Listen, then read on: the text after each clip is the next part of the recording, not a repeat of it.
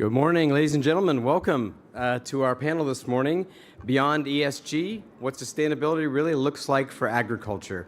I mean, this is such an exciting topic for all of us in the seed sector. My name is Jason Allerding. I'm the head of sustainability for Syngenta Seeds, and I'm also the chair of the ISF's Environmental Social Responsibility Coordination Group. It's really my pleasure to welcome you all here for this incredibly exciting conversation we're going to have. As I think about my role at ISF in the ESR group, this panel and the topics we're going to hear about today is so important, really sustainability beyond ESG. 4 years ago, we formed our coordination group for the ESR. That's the sustainability group at the ISF, and I'm just going to share my screen now. Hopefully it will go. Here we go. Yeah. And I had thought about sharing lots of facts and figures and information about sustainability and the impact our sector has on that topic, which is a lot, and you'll hear about that. But instead, I really wanted to focus on collaboration and trust and partnership. And so what you're seeing here is our group as it has evolved over the last 4 years since we first came together. And we started with literally a blank sheet of paper. We had put paper up on the walls, and we invited the group to say, what is important for sustainability for our sector? What do we need to focus on in that kind of pre-competitive, collaborative space? And the walls were filled, you can imagine. There's so many areas we could work on. And all of it was beyond ESG. There wasn't a lot about ESG. It was mostly, what does it really look like? How do we add value to that end product from a sustainability standpoint that we know we all do?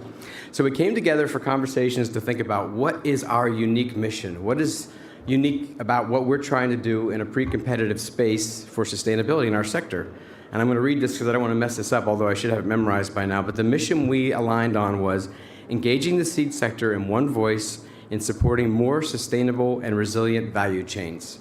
And think about, there's a few key parts to that. One voice coming together in that pre-competitive area, resilient value chains. It's not about reporting, it's not about compliance. Of course, they're critical. But how do we impact the communities, the customers, the farmers, the people who work in our sector and depend on us every day? We worked on 4 goals. The first was to create an environment where we could trust each other and collaborate, again, in that pre-competitive space where we could do so.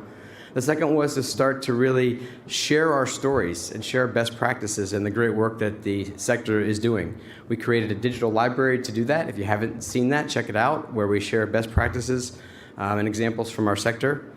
We then, in our next goal, thought, well, there are actually some information maybe that's missing or needed by the sector. So we committed to developing resources like infographics for environmental sustainability and a COP30 statement that we made collectively that were resources that all of us, companies, large and small, seed associations, member companies could use and leverage. And I'm excited to say that at the end of the panel today, we're going to be announcing a document in the social sustainability space, which is along those lines and very, very exciting and very impactful. Our 4th goal was around foresight, and that's really why I'm so excited, and I'll be taking so many notes during our panel today. What's coming next? How do we adapt? How do we grow? How do we learn from each other the best practices that we have to scale those? I know we're going to hear some fantastic comments from this great panel that we have today. Before I turn over to the panel, I would say I'll just put a sort of plug in for the ESR group. We really welcome your involvement. If you're interested in getting more involved, we love to have conversations with me, my colleague at the Secretariat, Ben, and Baz, who's our vice chair, or other members. Anytime, please approach us. Also, check out the ESR space in the ISF website. There's a lot of great content. Those materials that I just mentioned to you before are there, and they're really useful, and we really welcome your broader involvement. So now I'm going to turn over to kick off our panel, which again I'm really excited about, and I'm going to introduce our moderator, Nicole. Nicole is a journalist working in environmental topics and sustainability. She has very strong experience and kind of a background in connecting policy to real-world impact. And again, that's what we're trying to do. That's what we're all about beyond that ESG and that compliance piece. And Nicole is going to be well placed to really draw out a lot of great conversations from this excellent group of panelists that we have. So with that, Nicole, I turn over to you to kick us off. For you as well. Thank you for giving us this insightful opening remarks. And cooperation and coordination on these topics of sustainability are more important than ever because we're living in times of a climate crisis. Time and again, scientists are telling us that temperatures, even if we stopped emitting greenhouse gas emissions today on the spot, would still be rising for a few days, for a few years, until they would finally plateau. So we have two ways to deal with that. One is mitigation, the other one is adaptation. And for both, we need sustainable solutions. And I know you all have heard that word a lot in recent years. Everything out of the sudden is sustainable. Some might even think it's become sort of a buzzword, but actually it's a very meaningful and important word. Because what stands behind this is that we actually have made up our minds. We have thought about the impact that we are having on the planet, on the environment, on other earthlings, and of course on ourselves. It's a mere question of survival. We need to adapt, we need to mitigate, and that means we need to get out of our comfort zones, think outside the box, take action, and also sometimes rethink the way we did things before. And in the sense of sustainability in agriculture, we know that that starts far before food ends up on our plates. It begins with the very people that work in the field, the farmers that bring in the harvest and that work for us so we can eat every day. It begins with sustainability experts as well and leaders in the seed industry who give us way for innovation, new technologies, and also can make sure that our crops are more sustainable, adaptable, and stronger to stand the signs of times, which are longer droughts, torrential rains, and unforeseeable extreme weather patterns that we have seen year after year now, and that even if we sort of, unfortunately, get used to them, can't really ignore.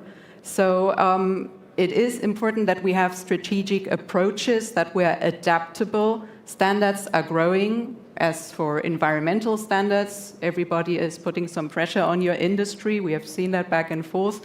And also for social standards.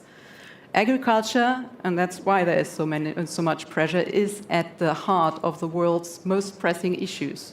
Food security, climate resilience, and also workers' rights and their stability. And that's why we're here today at this panel, Beyond ESG. I'm really happy to welcome our excellent panelists here today. We want to look at how sustainability really looks like in agriculture. And may I just briefly introduce everyone? Right over there, we have Natasha Santos Eastwood. She's the head of sustainability and strategic engagement and Bayer. Luiza Martins Reguse, I hope I pronounced that correctly, senior manager at Consumer Goods Forum and also its sustainability supply chain initiative.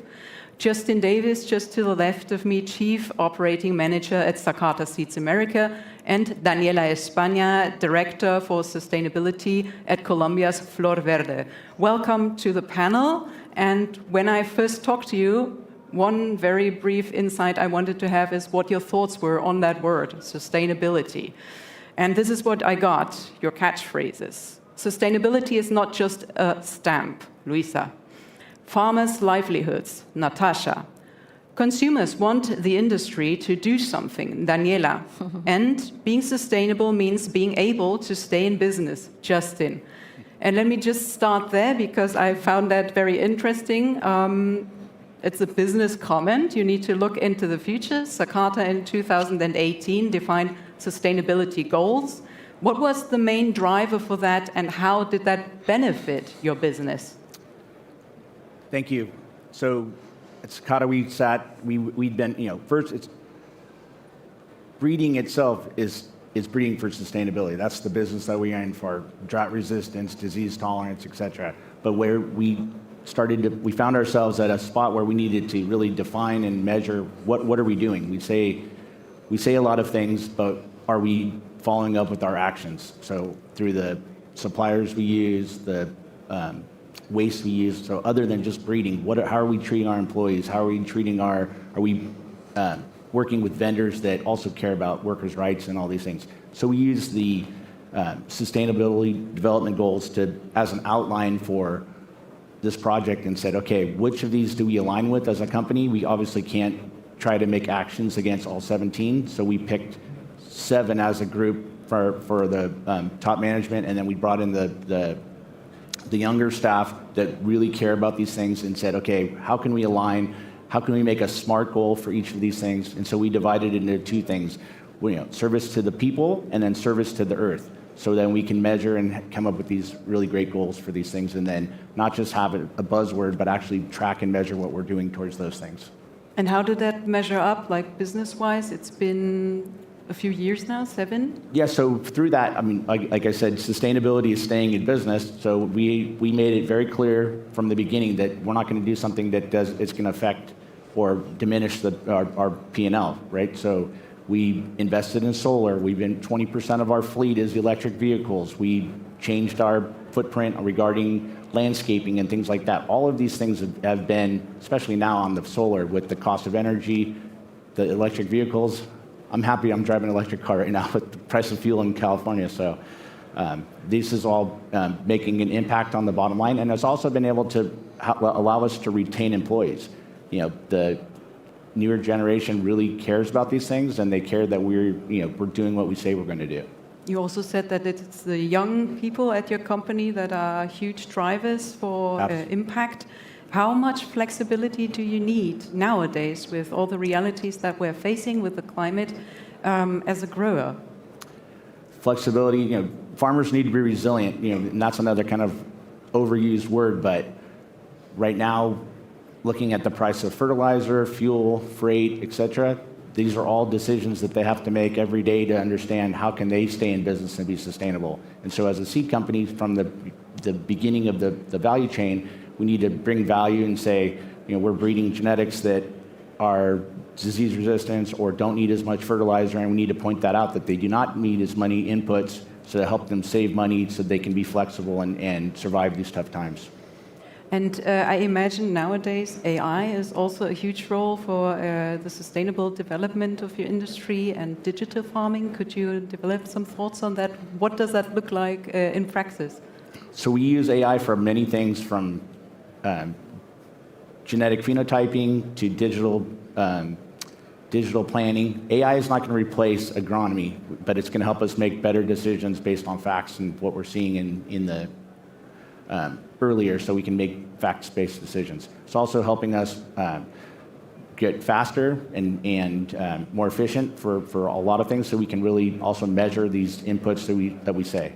We have a big goal to save water, and so we put a lot of digital trackers and field sensors and things like that. And so now we can take our AI and say, okay, put that in AI and say, okay, where's our best use of these resources? And when we talk about the water, do you have some percentage? How much were you able to save in these recent years? Yeah, since we've been tracking it since 2018 in all of our sites, we put a goal, we've been able to save 20% on all of our farms. But I think that irrigation is something that's super critical that we can make a big impact on. We switched to drip irrigation on all of our farms, except for, this is, I think, very important for the sustainability conversation. It's not for every, you can't just say, okay, we're going to save water and put this big goal out. It has to be realistic and efficient. So like we farm in southern Arizona, where there's a lot of salts in the soil. Drip irrigation doesn't work there. The salinity would take over, so we have to use flood irrigation and things like that. So it's not a one thing fits all purpose. So, but where we can, and we work with our seed growers, this is kind of part of our checklist. Are they using the best efficient use of water, et cetera? So we can also kind of vote with our checkbook on these things. And if we need to help them with these purchases, we do that. When you look at the newer tools that you can use now, sequencing, AI, digital tools as well, in the past we have looked a lot on fertilizers, pesticides to kind of control our harvest as well. How much can these factors, the newer tools, also reduce maybe fertilizers and pesticides who are also having an impact on our soil health? Right, so through all of these new great tools that they have, where you can take literally your phone and scan and understand the nutrition, rather than just blanket kind of bombing nitrogen, we can see if these crops really need it. We can understand how our genetics are utilizing or needing fertilizer as much. For instance, we have a watermelon variety that's in the southeast United States that actually performs better with no inputs. So telling a farmer how to farm is never a good idea, but we can share them, that we can save them money and make them more profit, that's where we can bring value. And I mean, innovation is really also key for reaching our sustainability goals. Daniela will later also develop some thoughts on how reducing pesticides can have a good impact on the social side of the work. But I would like to talk to Natasha first. You and your company have a lot of responsibility on your shoulders, as do the others. When we look at innovation, as well as production and the commercial pressure and the public keeping an eye on you. I mean, Bayer has seen what public scrutiny can look like in the past. What are your takeaways from these moments, this experience, for the time that we are living in now in terms of sustainability? What did you move to from that moment on? Thank you for the question. It's a pleasure to be here in Portugal, so thanks ISF as well for inviting me. Let me start with a personal reflection on those years. So I work in the food and ag sector now for more than 20 years. Of those 20, I think almost 12, I'm not good in math, but around 12, I work at Bayer. And for me personally, and I was reflecting recently, would I move to another sector? Would I go and work on a bank? Or will I go and work, I don't know, in something else? It's really hard after 20 years going around the world, talking to farmers, working on companies that are providing, best class innovation, and with people that are very passionate about what they do and serving farmers' customers. It's very hard for me personally to think there's anything that has a higher purpose than working in agriculture, in food and ag, particularly when you work so close to different communities from Iowa, Illinois, to southern of India, to Bangladesh, to Colombia. So one key takeaway from my personal reflection, but as well I know many colleagues I work with, is that we are driven by purpose. So when you are driven by purpose, you find the reason and the motivation and the engagement to engage transparently with any stakeholders around not only the business model, but why we do what we do and why we innovate. So that's one thing that keeps us, and everybody that I work with the scientists from lab to our sales force on the ground, passionate about doing what they're doing and believing on what they're doing. So that was one personal reflection recently, but from those 20 years. And then, I mean, from a large corporation, society expects a lot, from corporations. Transparency, what are the impacts? Are you doing the things from, if you think about an ESG lens, in a proper way? And more importantly, I think what society wants is transparency, right? So we have been through those years, making sure that we have channels for engagement. We are as open as possible of what are the type of things that we do and why we do them, and why we provide those solutions to farmers. So that was the transparency piece, the engagement piece was one journey that we've been on and have been very rewarding. And then at the end, I think all of us that work in food and agriculture, on behalf of all those farming communities who are farmers or have family that are farmers or work with farmers, I think we all need to help build the bridge between farming, rural life, and society, cities and people that consume food, fuel, and fiber, to understand where that comes from, who does it, small, big, large, massive farmers, who does it and why they do. Is their livelihoods, going back to what we shared on our exchange on the phone, and it's our duty to do that. So not only Bayer as a large corporation, but I think all of us that work in this space. I think it's very nice to hear something about transparency as well. And as a consumer myself, I'm very interested in how things have been done, more and more so because we are talking about this time and again. And you have very ambitious goals, as I read. So, for example, by 2050, you hope that farmers can grow around 50% more while also improving soils and mitigating climate change. So that sounds absolutely ambitious. It's 24 years left. How does that balance out with the commercial realities and also the realities of the millions of farmers in different regions? I mean, it's a lot that you have put on the horizon, but in practice, how does that pan out? It's highly ambitious, but what is the rationale? Justin touched a little bit about that, right? Breeding is an adaptation play in itself, a climate adaptation. So why we believe this is the way forward and why my organization and me leading this space, keeping investing in technologies and programs to accelerate what you just described, which is our vision. Because we know this is a fact, I guess we all know from science and from the data, the future is farmers right now are operating on thin margins and changing climate conditions right now. And the future doesn't look less complex, right? We see in many parts of the world, we are looking at extreme weather, we are looking at rising temperatures, we know there's soil degradation challenges, either if it's from a tillage degradation or if it's soil top because you're depleting because of wind, there is soil degradation challenges. So if we want to stay in this business, and now I'll speak as an input company of seeds and crop protection and digital solutions, if we want to stay in this business for another 150 years, as we are as a company, we need to be future ready, future proof. So our technologies, so seeds, crop protection, digital solutions that we are doing in our R&D,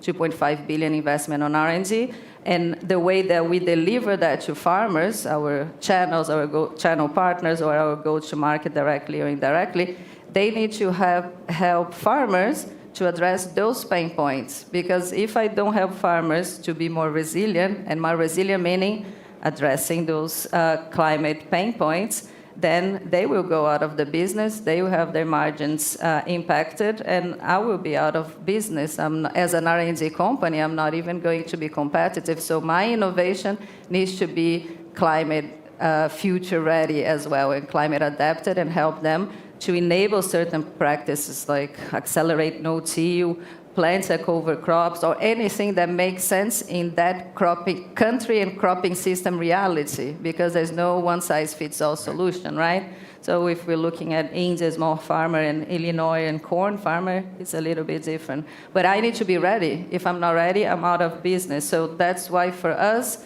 it has to make business sense to put that ambitions.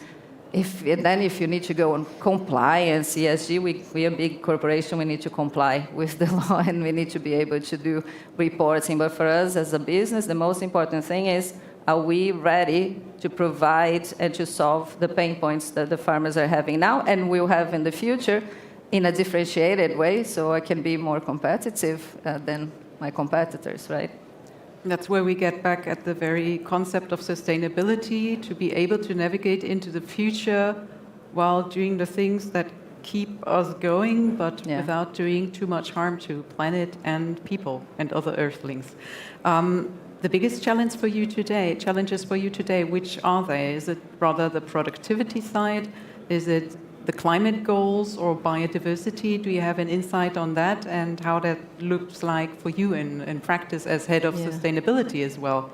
I think the most challenging is that we need to look at agriculture, farming as a system, and that is a living system, and that has been, I think, the challenge for many years. And let me give an example.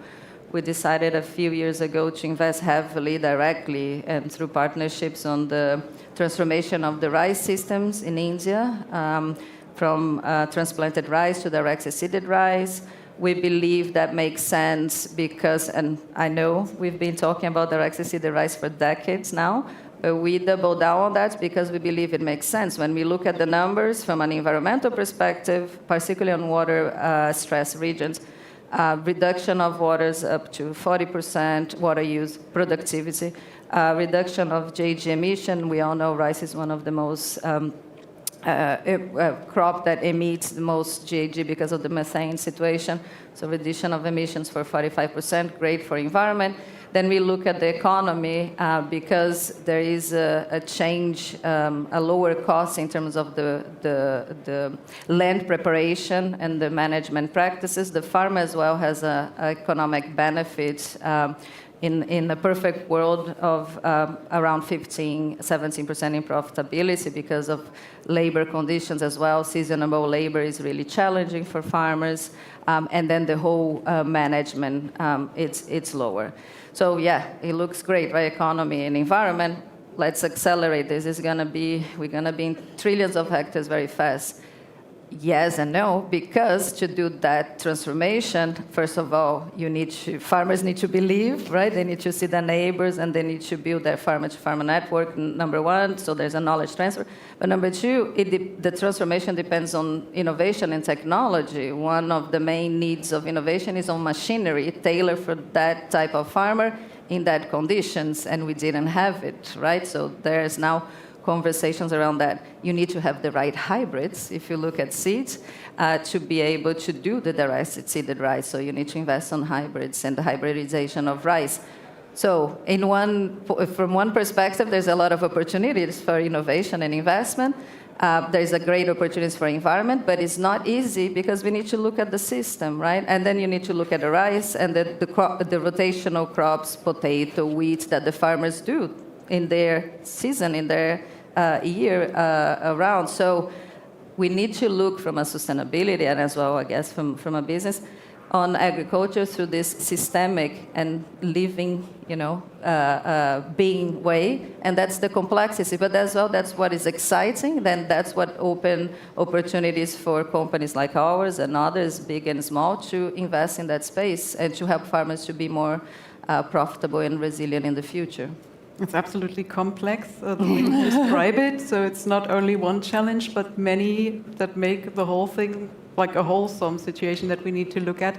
And there also need to be guarantees for good practice. As I mentioned earlier, the pressure is really on from the end consumer to the buyer to the farmers to you. You're under a lot of pressure. And that's why there's also certification that we can look into. May I introduce again Daniela España from Florverde, from Colombia. You have a certification scheme offering guarantees, and you said consumers want the industry to do something, take action. What does Florverde do to meet best practice and these expectations that seem to grow by the day? Well, Florverde Sustainable Flowers is a certification and a standard of social and environmental good practices that has been like 30 years working for a better floriculture. And we started this program because mainly the consumers, of course, as you know, the flowers are in all of the most important parts of your life. When you want to demonstrate love, for example, to your family, or when you want to give flowers when somebody is in the hospital, or in the most difficult moments in the life when someone passes away or something, you give flowers. And the consumers want to know where that flowers came from, if those flowers were produced under good conditions, if those flowers, for example, have child labor, or use forbidden pesticides that harm the environment or the people. So there is where Florverde was created as a code of conduct of improved social and environmental good practices. And now we have the 70% of the total area in Colombia certified under Florverde, and also in Ecuador, around the 50% of the total area in Guatemala, Salvador, and Costa Rica. So Florverde is expanding, and it has a huge impact. To give you some examples on how is that impact in Florverde, the floriculture sector in Colombia is the second largest exporter in the world. First are the Netherlands, and second is Colombia. And this sector generates around 250,000 of employees in Colombia.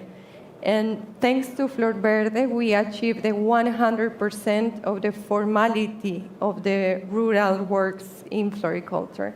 This was not like this 30 years ago. We had informality like in other sectors like palm oil, coffee. But thanks to Florverde now, we are 100% formal. That means that the workers have not only the legal compliance, the rights, and social security, but also Florverde goes further, the local law, the Colombian law. So this helps us to achieve well-being in the workers. And you also had some data on how reducing pesticides can have a positive impact on that scale. Please tell us about it.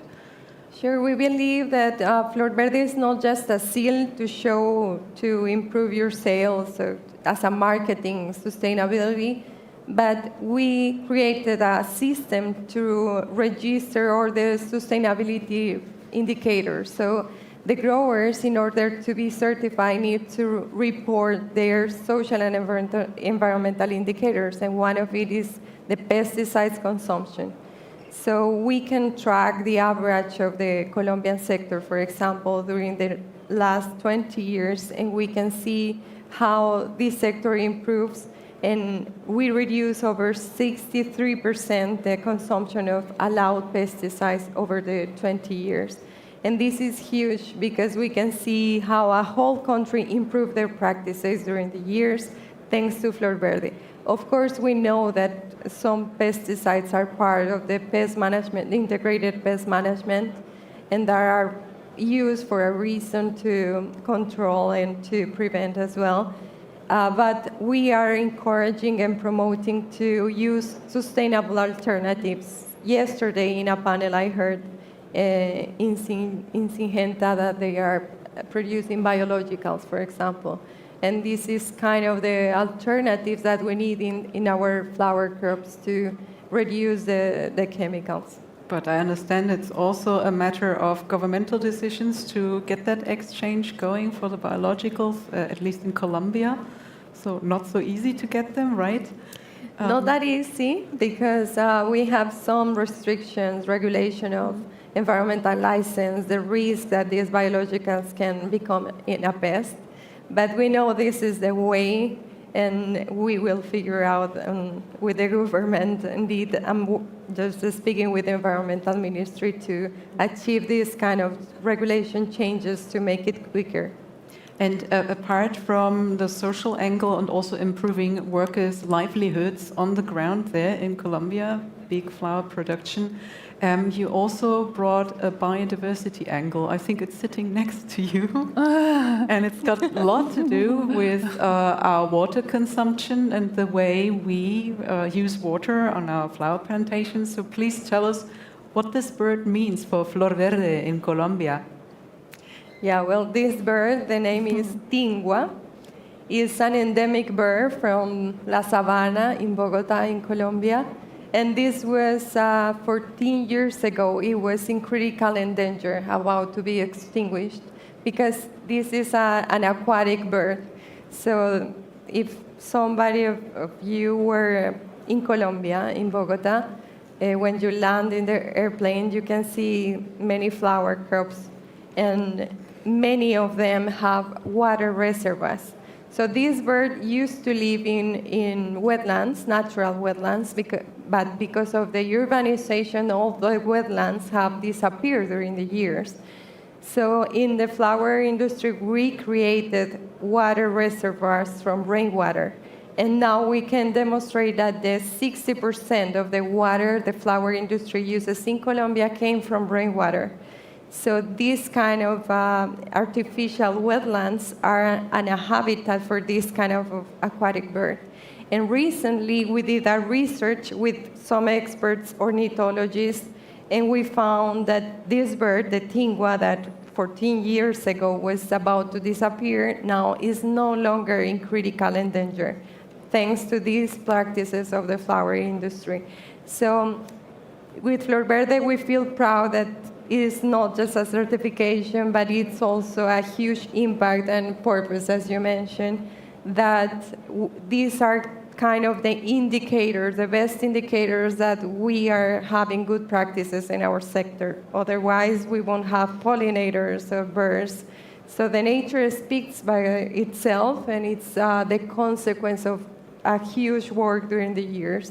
And we found in this research that I can share with you, and that we found 158 species of birds in our flower farms, an indicator of sustainable practices. Yeah, that's where we see one way of measuring. Yeah, maybe an applause as well for the bird and Daniela efforts as well.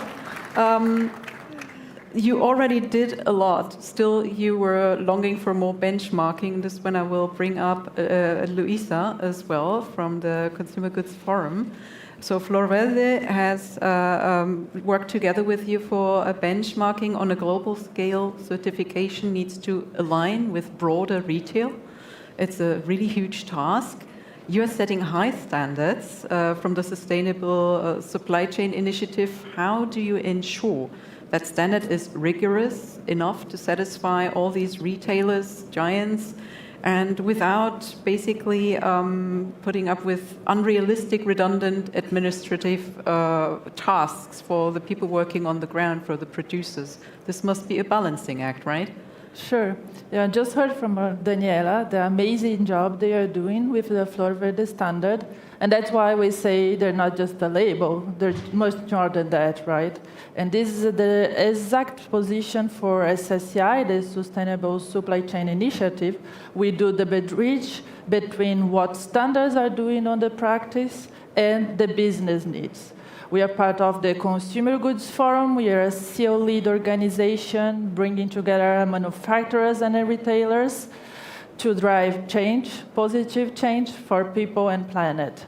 So this is where the SSCI was created, because it was not easy for companies, and you know better than me, to understand on which programs they can rely and use in their supply chains.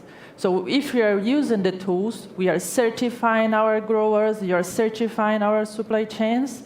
What does that mean in practice? What does those programs really cover when it comes to social compliance, child labor, working hours, and many others, and as well for environmental compliance, right?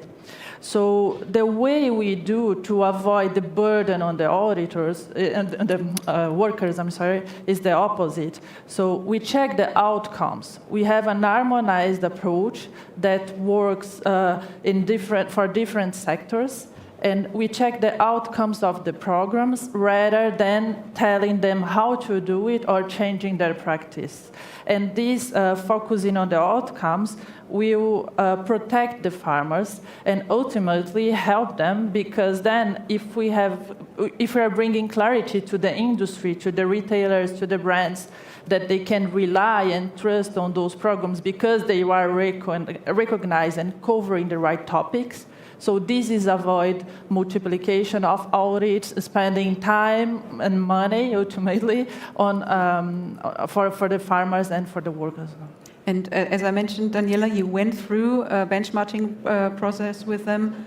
You already had lots of things in check, but there was one detail that I found very interesting. When working on the ground, one of your benchmarking details at the Consumer Goods Forum is also that you are able to communicate to people on the ground, for example, in the indigenous language, right? So how did that work? That's something that you needed to amend to get the benchmarking, right? Right. We needed to increase the bar in order to be recognized under SSCI. And we didn't do this hard process because it took us like 2 years to be prepared. And we didn't change our standard in order to be accepted by Consumer Goods Forum. But this has a huge impact on the growers, because for the growers, we identify a huge problem, and it's that they don't want to be collector of seals. Many clients, buyers, like wholesalers, retailers, were asking for different certifications. So we have small growers that they dream on export to Europe, their flowers, and they can't, because it's impossible to have Rainforest Alliance, Fairtrade, Global Gap, Florverde, and whatever. So with this kind of recognition, we achieve that one certification is enough. Florverde it's enough because it's reliable for the buyers. And it aligns 400 sectors, retailers, wholesalers, in one standard, in one social and environmental standard. So this was a huge impact that we are helping the small growers to export their flowers and to comply with the regulations and the clients just with one certification. And yeah, we increased the bar, and one of the changes we did in our standard was to be more inclusive. And we have indigenous people that produces flowers as well. For example, the flowers, the symbol of the COP16 from the UN in Cali in biodiversity last year, I think, no, in 2024, it was a flower. It needed a flower, and this flower is produced in Colombia by indigenous people. So in our standard, we have this requirement on including translator to be capable of speaking with the people from the crops, because we do part of being certified means to hear the people, to hear if they are really living in well-being conditions. And as I can tell from my reporting as well, it's a lot of times it's small communities in maybe a patch of Colombia or Asia or Africa who have solutions that we might have to look into more, be it more resilient seeds as well from older varieties, or be it also the way they farm their land, because they had to deal with climate change as well, or changing patterns, and were sort of on their own and needed to figure out how to work on the ground. So I think it's obviously very important that we are in touch with them and speak their language. Back to you, Luiza. So your benchmarking process is highly demanding. Why is this level actually necessary, this level of rigor, and how does it translate into the commercial and risk mitigation side of things? What advantage do you see for the agricultural sector there? Well, it's true that the process may be seen as highly demanding, robust, or rigorous, I don't know. But you just heard from Daniela again, so it is not easy to cover all those topics, and there is no easy way to go. Credibility and trust cannot be fast-tracked, right? So we need to have a robust process in place to make sure we are implementing and considering all the most important international regulations, like the International Labour Organization and UNGP, so the UN Guiding Principles, and many other industry benchmarks that are also incorporated in our process to give them all the necessary resources we need in order to check what is happening on the ground and how are those programmers verifying the farmers. We do have a few different steps in the process. It started with a self-assessment from the program itself, followed by an office visit, and for transparency, we also always run the public consultation, so everyone in the community, from brands, retailers, and others, can give comments and feedback on how the process was and if something else should be added or considered. We also rely on an expert, what we call the benchmark leaders, to verify technically what is happening or if any adjustment is needed. And we discuss complex topics from IPOC, so indigenous peoples and land community rights, to child labor, forced labor, working hours. And I think it may be long and complex, but there is a long-term value, right? And Daniela sees it, Florverde can see it, and we need to think that we are verifying those labels, and they are doing the certification, which applies directly to the workers on the ground. So if we, at our level, representing companies, we change one single requirement, or we ask them for one more line, this is not just a checklist. This is not being compliant or not. This translates into the action they need to do in the ground. So we can mention, for example, working hours. You know that peak seasons, workers, they need to work more hours than the usual. and those need to be regulated. Sometimes they are not by regulations, but then we need to check if, for example, Florverde, they are writing clearly in their standards that, okay, there are peak seasons, but you need to be prepared for it, and the workers shall not pay the price. So when we are requesting this here in the office, far, far away from the field, the impact really exists. And I also like to mention that today we cover 75% of the social compliance audits worldwide. So we need to take the responsibility in hands and know that we are doing a great job. We need to be careful with what we request because, as I said, the objective is not to add more to the workers and the farmers. And have in mind that we are really bringing long-term value. I think that's the main point. You represent some of the largest brands in the world as well. You have insights into different industries and their perspectives, be it seafood or floral or vegetables and fruit. Between all these, how do you bridge the gap between what consumers expect and on the shelf, like me, end consumer? I expect it to be a proper product, well sourced, and what works for the producers. How do you do that balance act? Well, I think what the consumer expects is to trust on what they're buying on the shelf lately. And when we talk about this, we talk about our mission, which is like to build trust in sustainability standards. So how do we do that is what I already mentioned with the process we have. Sustainability can operate in isolation, and neither just agriculture. So we know that we need to cover those different sectors. The CGF is a cross-sectoral organization as per definition, so we do cover a lot of different sectors. And with SSCI, we were able to translate it into practice from at-sea operations. So we check standards that are verifying people inside of the vessels. So how are those people being treated to fruit and veg, or a forest, or seafood?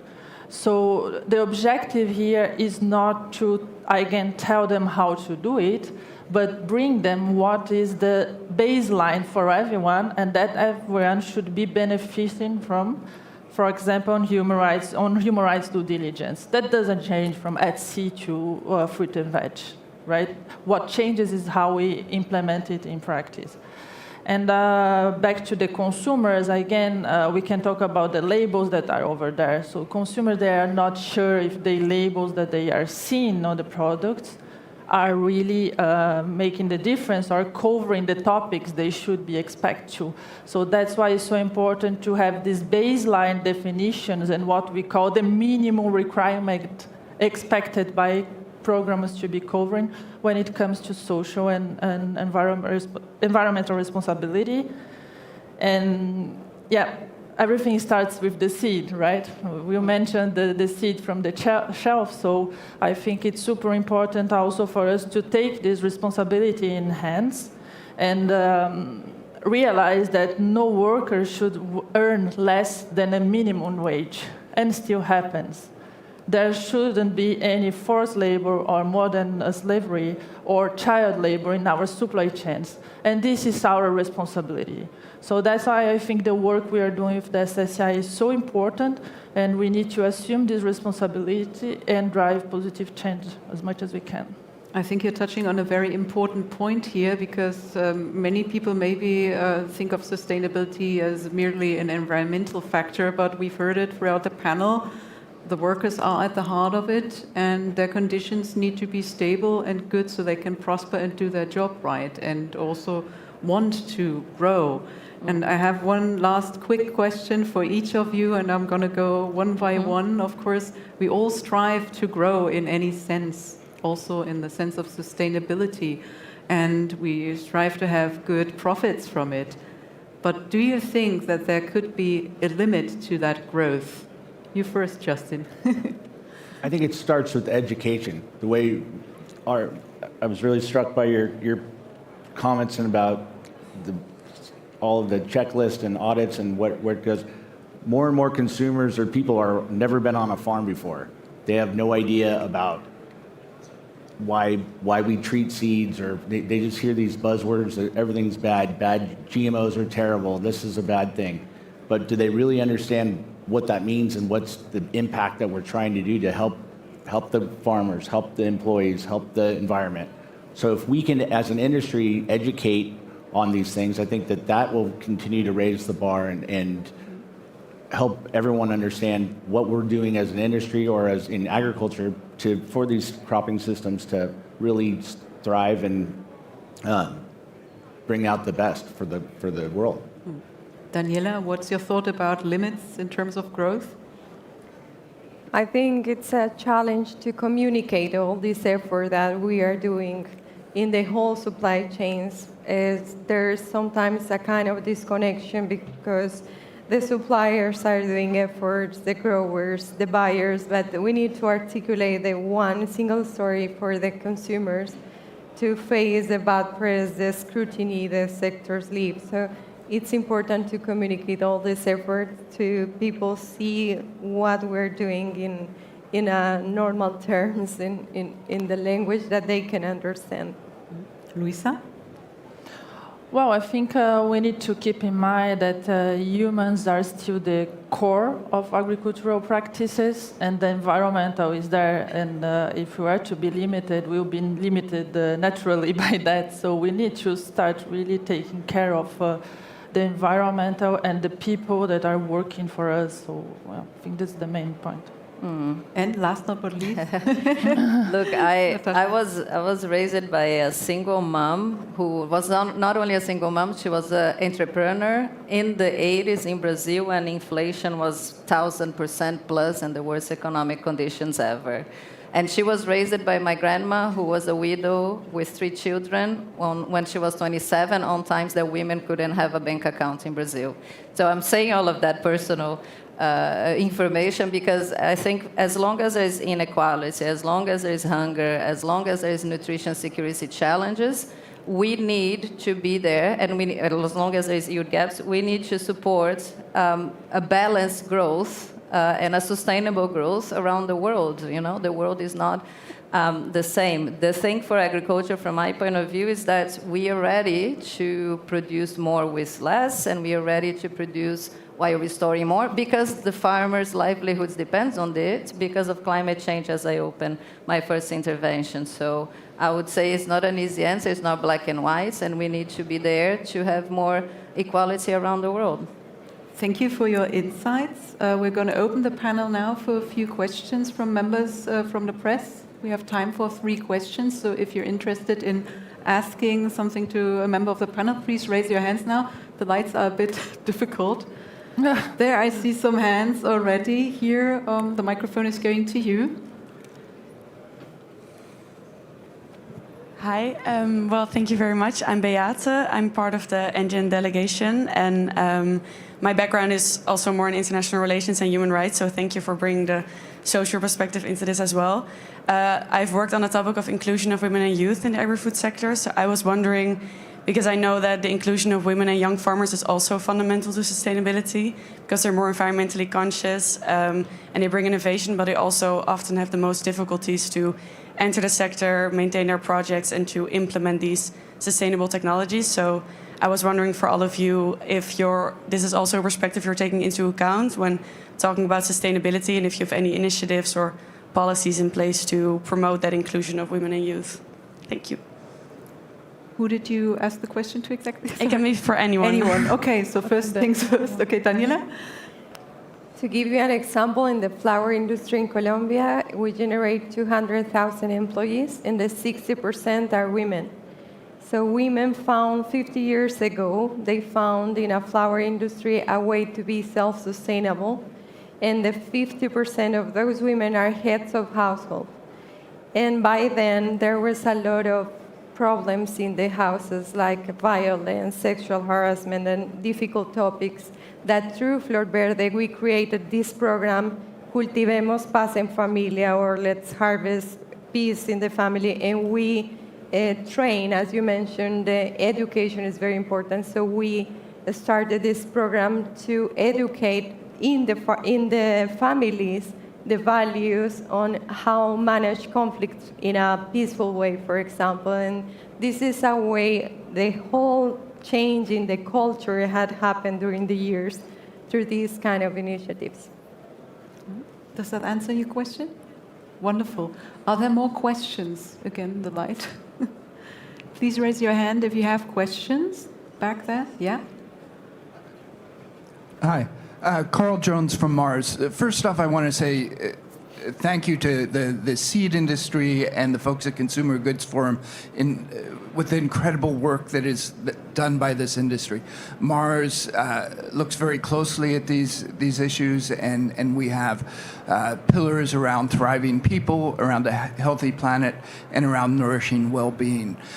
One of the things I see as a challenge, and one of the things that we do in Mars, is we have a pledge within our Healthy Planet pillar to keep our land footprint flat, which means we're really hand in hand with the seed industry in increasing that productivity, because that's the only way we'll be able to grow our business and keep that commitment.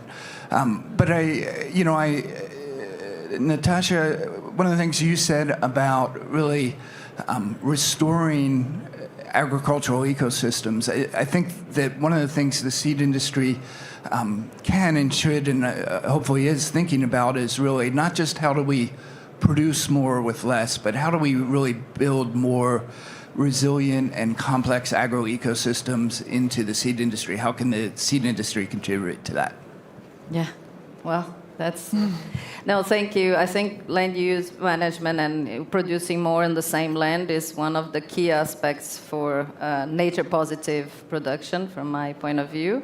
And then when I'm talking about preserving more, restoring more, it is around soil health, the concept of soil health in the farming ecosystem. So the seed industry, us as input companies, we can contribute when we can help, we can enable practices, conservation practices like no-till, or support the use of cover crops, either by something completely different, like investing on biofuel assets like camelina, helping winter oilseed rape to be part of that rotational winter crop, cover cress as well. So there's a lot of innovative ways for seed industry to help farmers to enable those conservation practices that help soil health, that supports the soil health, which is the main piece in the ecosystem of farming. So that's the mentality when I talk about preserving and restoring more.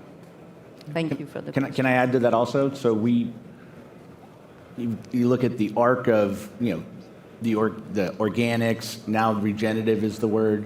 What can people really define what is regenerative? So us as breeders, we need to look at the future, right? We have to look, it takes 10 years to get a variety to market. So what's the future, what's 10 years gonna look like? So we think about regenerative agriculture, would have less inputs, also for workers, right? We're breeding varieties that are easier for workers to harvest, and we have to, in the future in California, the labor cost is really expensive. We have to breed for the robot now that's gonna harvest. So all of these things go hand in hand for really understanding how can we better serve not just the end product and customers, but the growers that are doing it, the inputs, and all the way through the value chain. So again, it starts with the seed and ends on your plate. So. And that one last question over there, please. Good morning. Thank you for the conversation this morning. I'd like to ask, because one of the things that's come up is that consumers drive a lot for increased sustainability. But consumers often think that bad things are good. So they drive for more organic production, thinking it's more sustainable, and it isn't. They think that glyphosate is bad, and actually it's great for production, and it's great to reduce tillage. They even think that synthetic fertilizers are bad, and we need them for production. So how do we close that? Consumers drive this, but most of the things that consumers think are good are actually bad.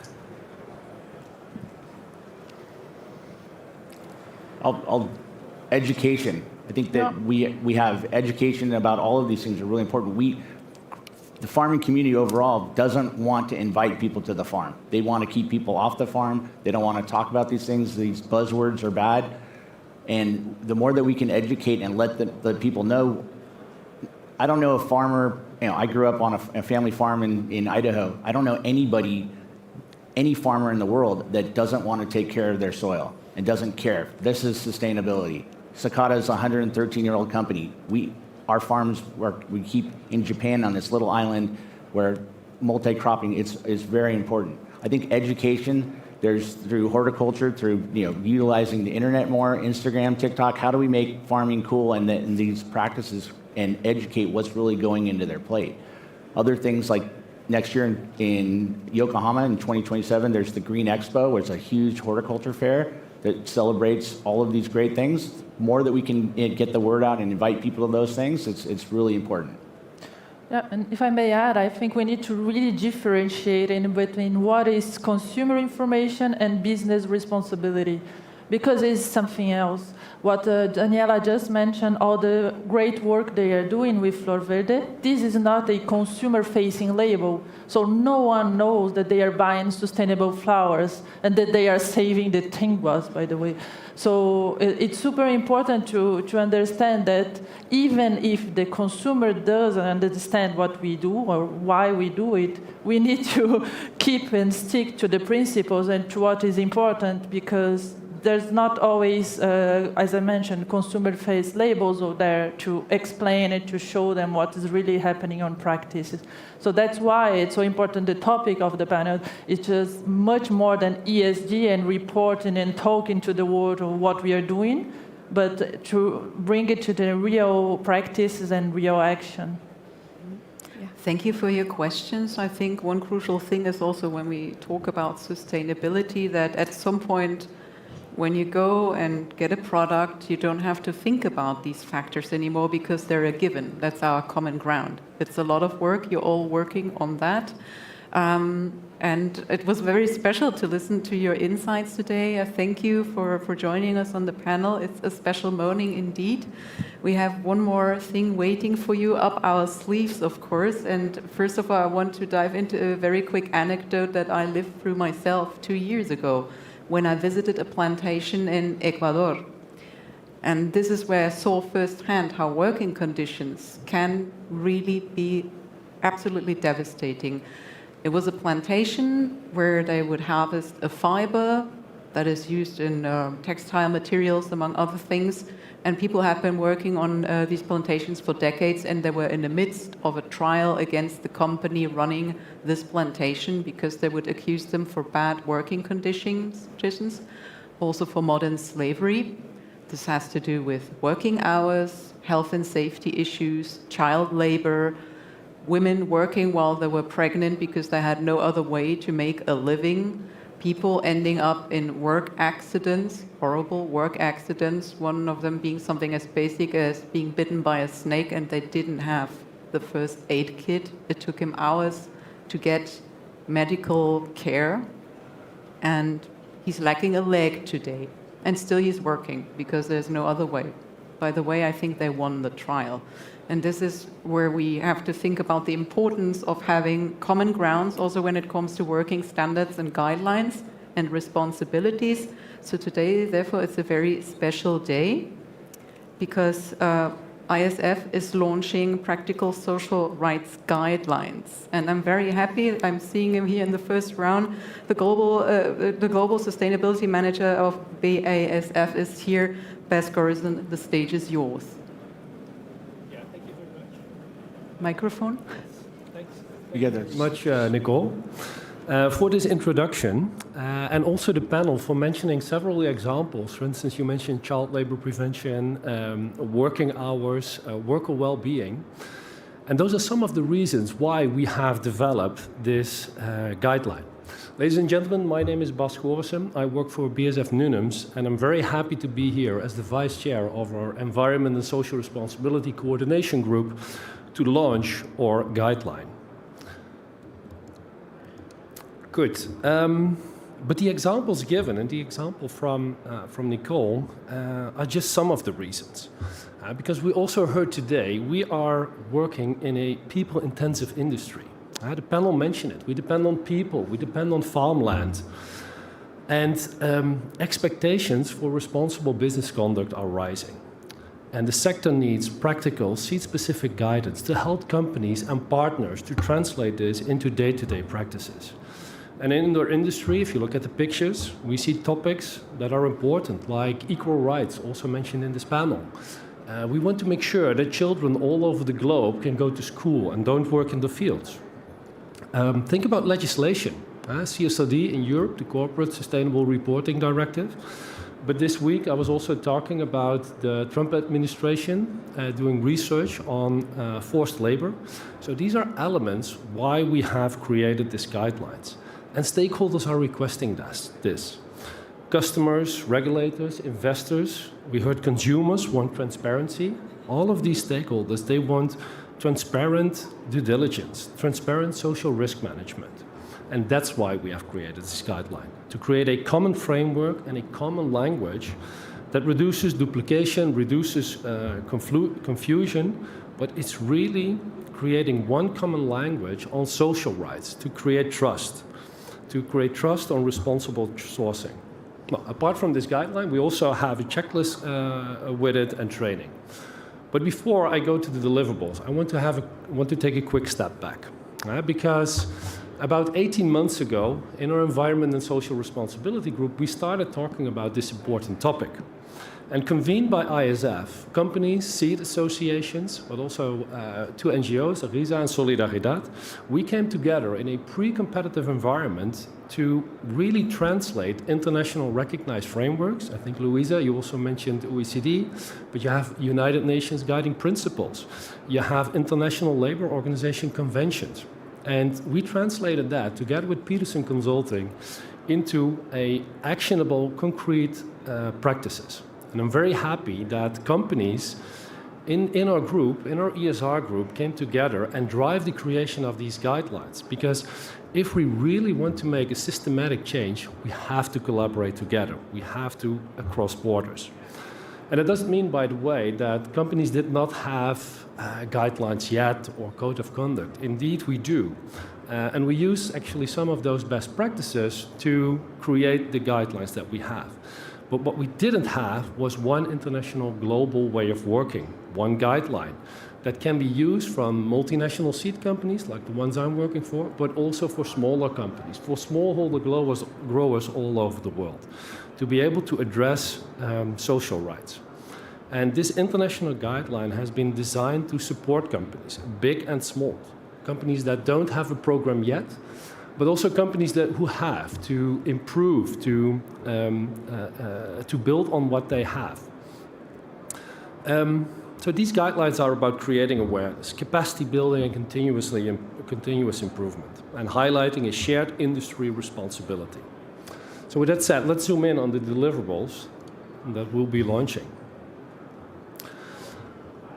With this guideline, it's about promoting social rights and ethical practices in seed production. And it goes beyond high-level principles, but it has really practical do's and don'ts that can be used by all of us. And we focus on 12 areas. Some of them mentioned forced labor, child labor. I also heard Daniela say indigenous people. It's also one of the topics that we have in this guideline. And like I said, this is for small seed companies, large seed companies, and even smallholder farmers. It's about creating practical implementation, and we really want to focus on awareness creation. And that's why we designed it. We tried to design it for real user. Think about HR departments, our production department working in the field every day, sustainability teams, procurement. These are the people that can use our guideline.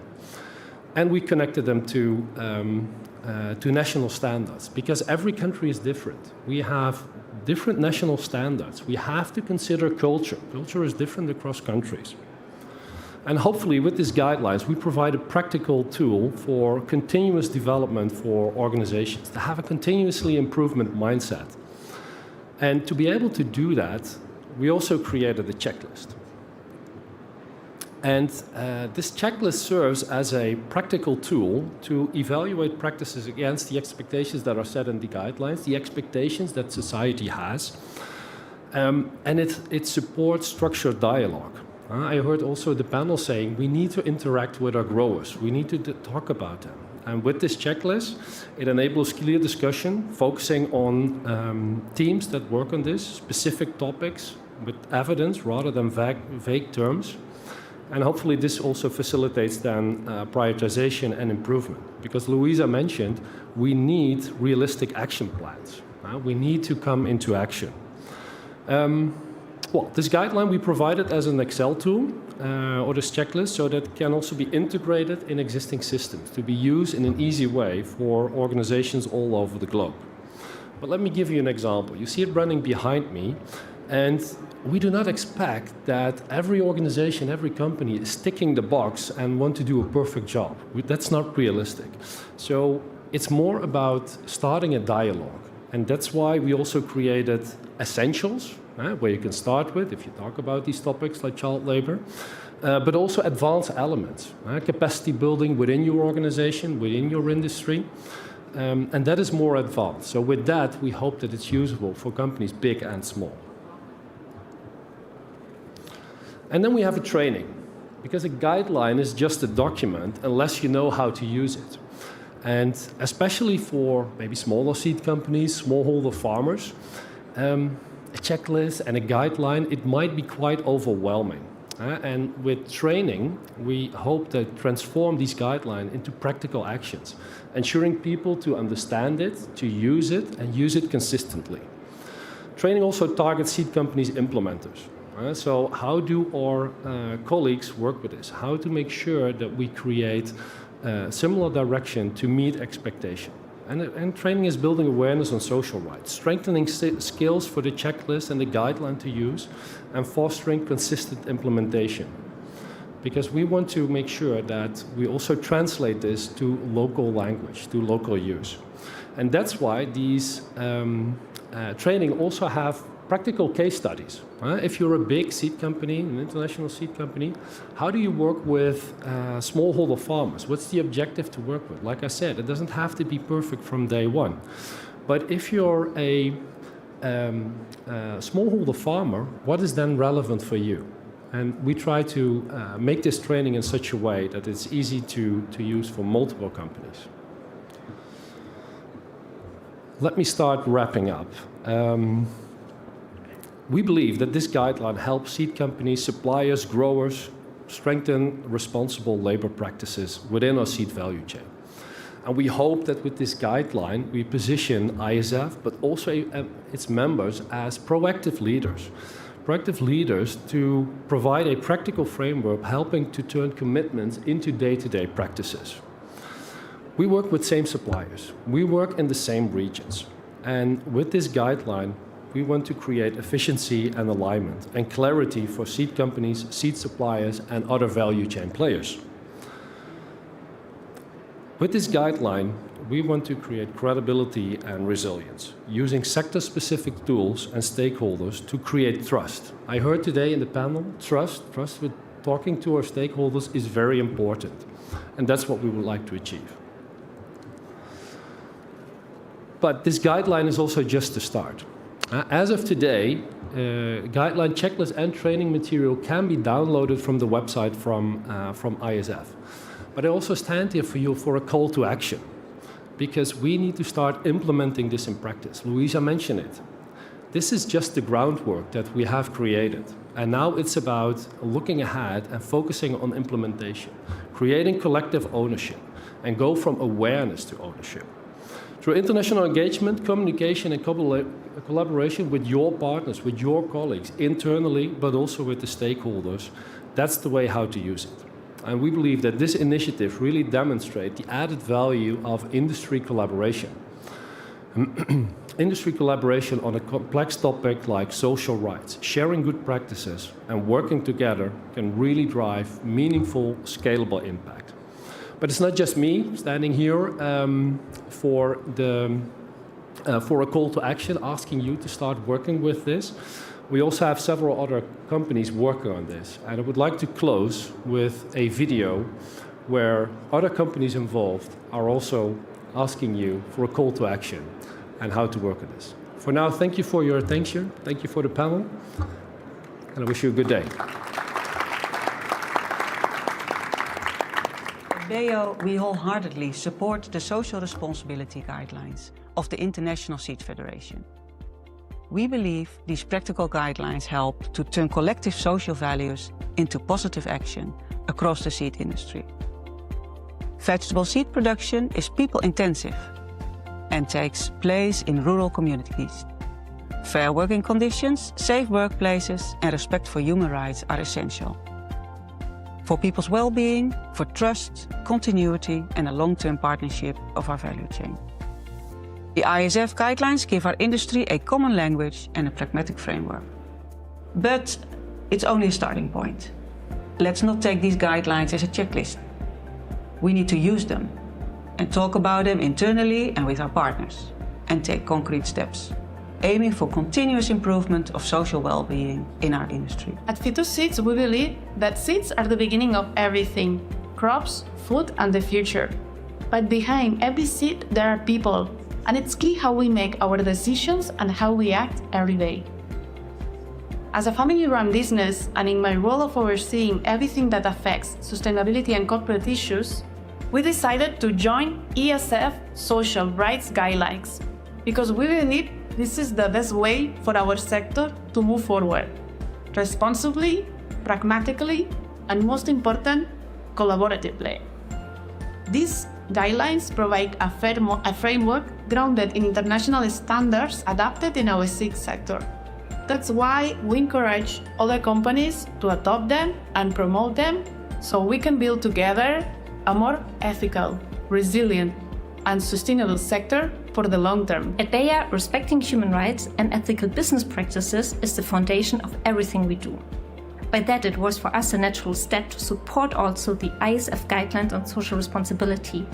They help us to create internally a common language across regions, operations, and cultures, and we can use the guidelines as a common ground on how we want to work in the seed operations.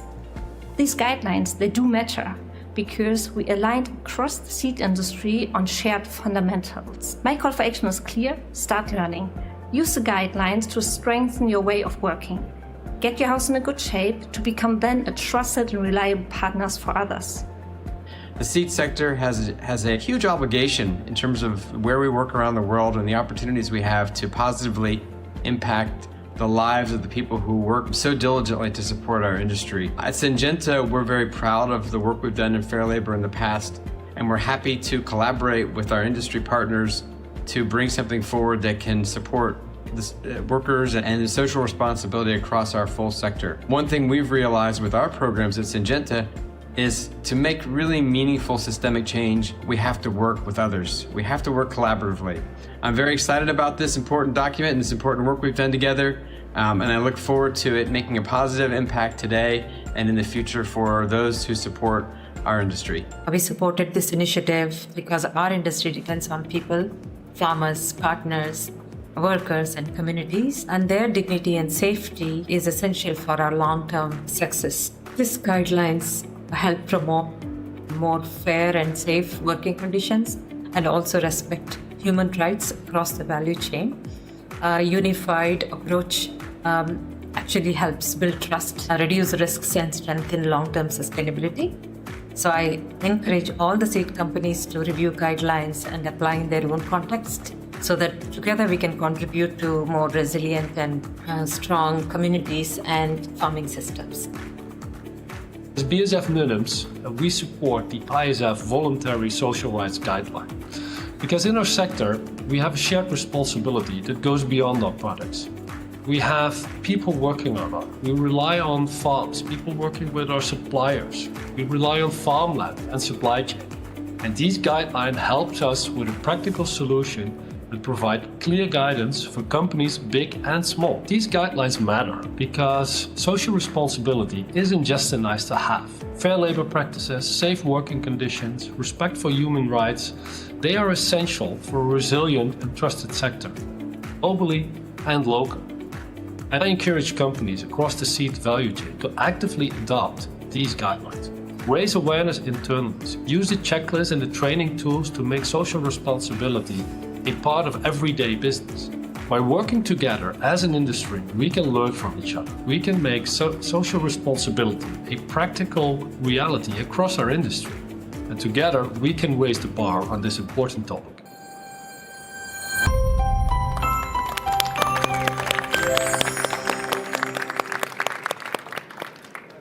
Thank you, everybody, for joining us today. If you have further questions, please also feel free to reach out to our marvelous panelists. A warm applause for them as well. And I hope you enjoy your stay here today. The next panel is up, I think, at 11. So you can stay here or mingle outside at one of the many stands. And yeah, take care and take this in.